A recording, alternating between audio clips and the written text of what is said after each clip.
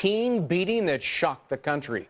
8 teenagers accused of being involved in this video. They're now all facing adult felony charges, some carrying the possibility of life in prison. As for the victim in this savage hit job, well, she's recovering from blurred vision, hearing loss, but there is outrage coming from the parents of the accused, believe it or not.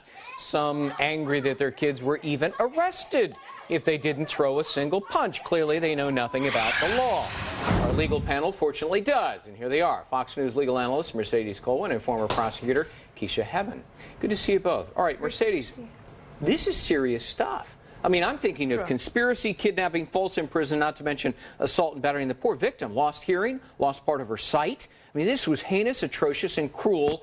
Are the charges, as one mother claims, too extreme? I think they are, and actually this is what the defense bar is going to say. Look, despite what we saw on air, and it's awful, it's terrible stuff, they're going to try to say that this video shouldn't even come in court because it would inflame the jury. That's definitely a stretch, but certainly something they're going to try. The defense is going to say, no, the participants who are not actually throwing the punches, who aren't doing the kicking, who are not doing the thrashing, they shouldn't have that. It's a conspiracy. The participants were involved. They were videotaping. It was at a private location. They waited until no adults were present. So to me, there is a conspiracy. They may not have been throwing the punches, but they all planned this. Yeah, Mercedes, if 3 guys are involved in a robbery and somebody dies, all 3 are facing the same charges, even though one person pulled the trigger. Sure, but it all depends. If they're going to go forward with, that's a felony charge. But let's say they say, some of these are felony charges. True, but with this conspiracy, you have to have steps. You have to have planning. What was the communication? What was there an expectation? It's not enough to say that, look, there's a videotape. So obviously they all planned it out. It's not entirely like that. Was this victim free to leave?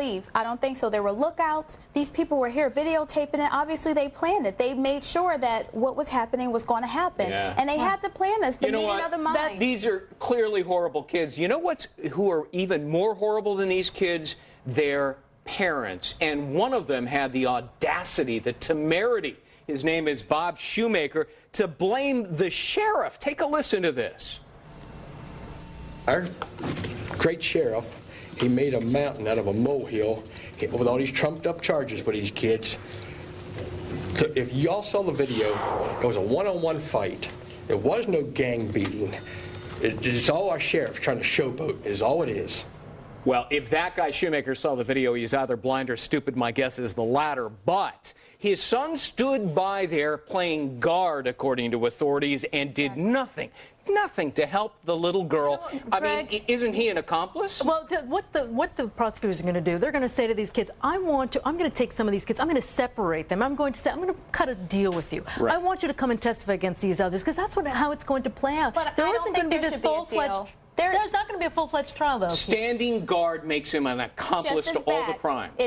He's just as bad as the females that threw the punches. I mean, this father needs to make his son take responsibility for his actions, and they're all guilty in my mind. You know, and I listen to these parents, you know, and I saw, do we have the videotape of one of the girls, absolutely no remorse, one of the accused, and in fact, she's smirking. Do we have a picture of the smirk? There it is. She's in court. She's smirking. They don't get it. And you know what? I bet that's learned behavior, bad parenting. But you know they're not going to be like this in court. You know when they go to trial, we're all litigators here. When they go to trial, they're not going to look that way. There's not going to be any smirking. They're going to be dressed very nicely. They're going to go forward. And the juries are going to do that. We saw her reaction in court. But Kisha, you know, the jurors, the prospective jurors, are not going to know this about these kids. And I really think that they're going to look at this. The defendants like Julie Garland in The Wizard of Oz, a little gingham dress, and, you know, little rainbow. And they're 16 years old. All right, I mean, that's a lot. Let me move to something else. Cyberbullying. These kids did this because they wanted to be famous on YouTube and MySpace and so forth. Should the legislature, is it about time that we pass a law blocking violent video content? Only if you can get the companies like YouTube to actually come forward and police it. It's very difficult. I mean, look, the legislators gave a pass to these types of websites already with the Millennium Act when they said, well, you've got copyrighted material that shows up on the website. You're not going to be responsible. I say throw the book at these guys. A quick question. How much are they going to get, Kisha?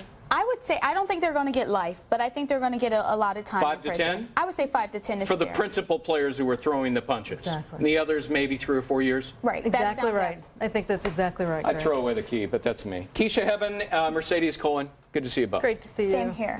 Julie? All right, great.